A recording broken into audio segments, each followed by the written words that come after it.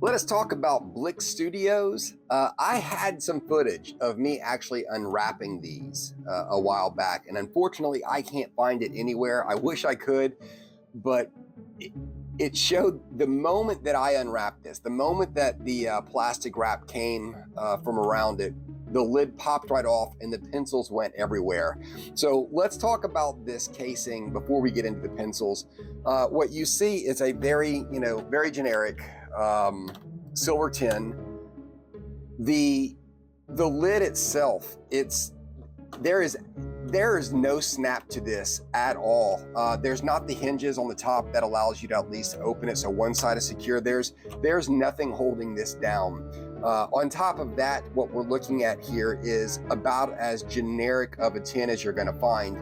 They slapped a square rectangle sticker on the front, one on the back. If you take this sticker off, there's nothing indicating. There's no symbols or embossing on this metal that would suggest that it belongs to Blick. So again, just a very generic tin that they stuck their sticker on. And if I'm going to get really nitpicky about it, I'm not even crazy about the sticker on this. It's very simple, very basic, and I don't mean less is more basic. It's just the design. I don't know. This to me just leaves a lot to be desired. So the good news is it lowered my bar quite a bit. So I thought from that point on, all we have to do is go up. So let's look at the pencils themselves. Okay, so they're in gradient order. This is the manufacturing order. The pencil itself, it's a very pretty pencil. If we look at one here, let's go to Carmine. So what we have is the name Carmine, then Blick Studio, then Carmine again. I kind of like this. It doubled up on the name, so it's easy to see, easy to pick out, and the name was high up, so when sharpening, it would be one of the last things to go. The barrel matches the lead. It's a very nice bold lead. And then the back of the pencil was interesting because it has that dipped look without being dipped, which is also nice because you could see how centered the leads are or aren't. But what I noticed off the get-go, as per usual, on the back we have Czech Republic, but we do not have a number. I did see this one little tiny black number here, so just hoping that this was a order number, a swatch number. It kind of lifted my hopes up a bit. So let's go ahead and look at the second tray. Now, the plastic, as you can see, it's very flimsy. When I pick up with these cardboard straps, like right here in the middle, it starts to bend. There's very little support. Again, a very thin plastic, but I tell you what, they did provide this plastic, or the cardboard on the side, which I do like. I would rather that than those tiny little pieces you stick your fingers in. I like this a little more. Bottom tray, same thing, gradient order, very pretty pencils. You can see here in the yellows, there's the gold, and in the grays, there's the silver. So they do provide just the two basic gold and silver metallics. With, again, with 72 colors, I would rather get as much bang for my buck as I can with more colors as opposed to throwing in two metallics. Let's look at the swatching. I first did the swatch sheet, and this is when I was setting up my actual family swatches when I did this. But when labeling these, this is when I realized that these little black numbers were not the numbers I was looking for, because there's a 251 here, there's a 251 here, there's a 251 here, and I realized there will be very little in the ways of numbering these for organization.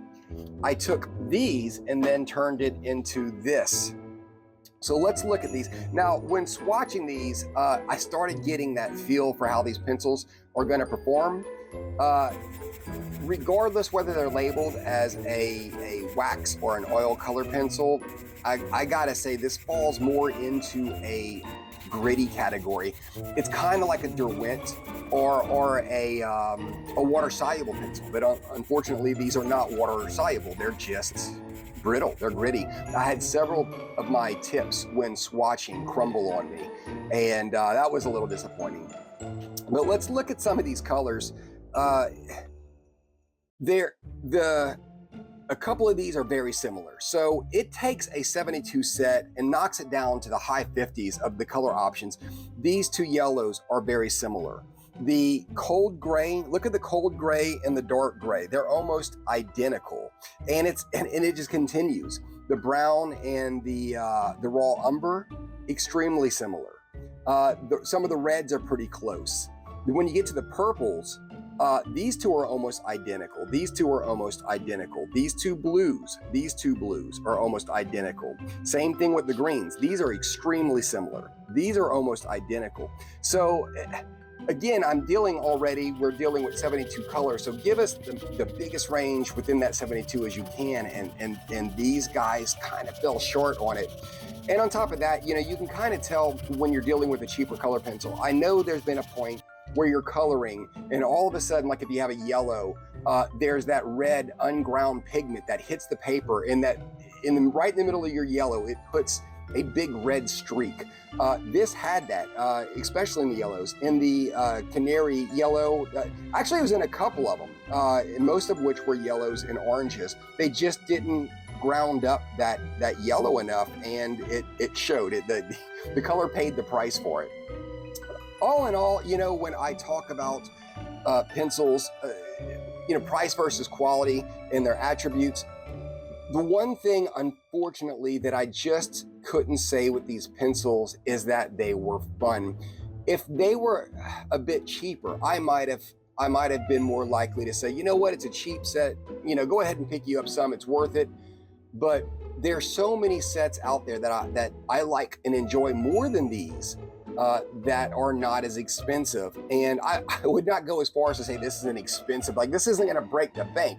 But at the same time, it's enough money that I want to justify it being a fun pencil. And I just did not enjoy them. They blended well and they layered well, but they were chalky. So when you went to wipe off some of the pigment, some of the color off your page when coloring, it would kind of smear that residue.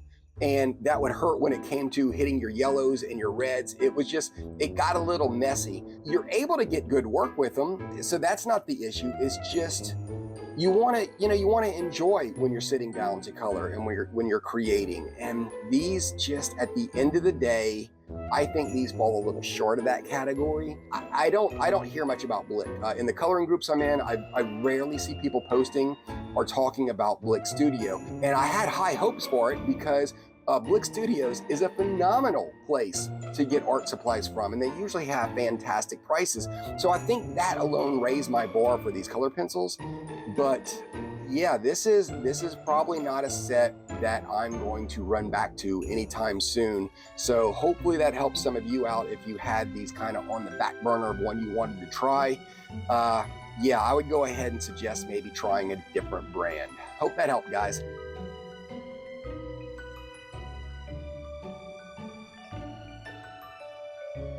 So guys,